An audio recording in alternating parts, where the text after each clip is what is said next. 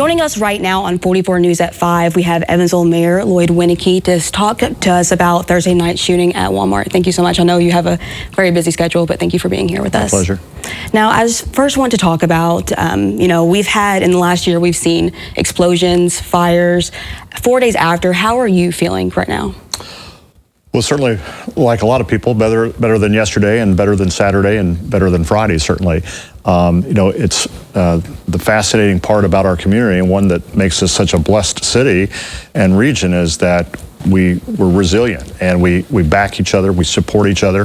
The 40 employees and the 40 customers that were in that store at the time, our heart goes out to them, but like all of us, I hope we're getting better each day based on the support that I know we're all receiving. Exactly. And going back to that night, this was at 10 o'clock at night.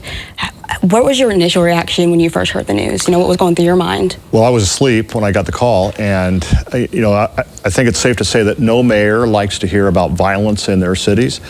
And I'm certainly no different, but when you hear about violent crime and then you hear active shooting, it's chilling.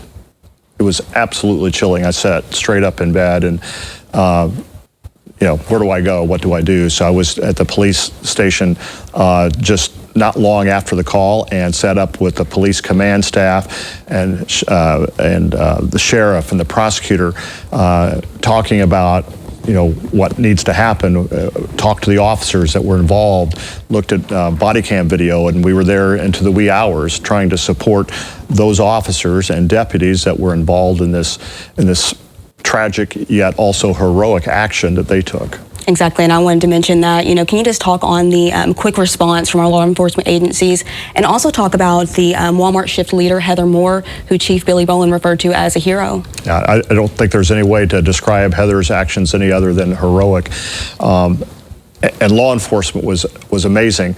I've seen a lot of dash cam video and body cam video of officers and deputies just rushing in.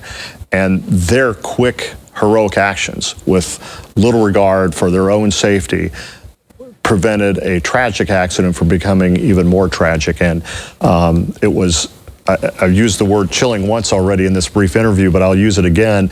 Watching the body cam video in the wee hours of Friday morning was absolutely chilling.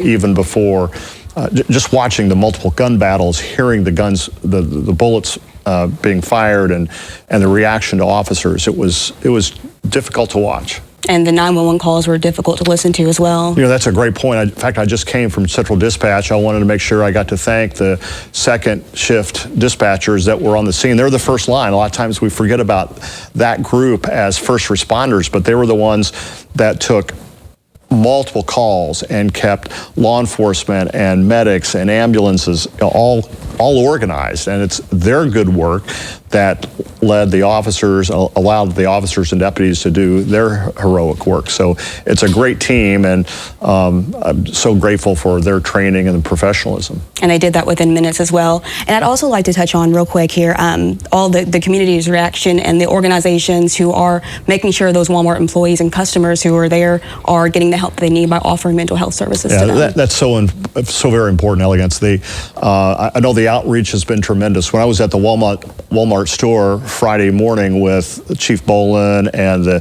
Walmart executives that had come into town, I got to visit with some of the employees, and it's clear they're going to need our support for a long time.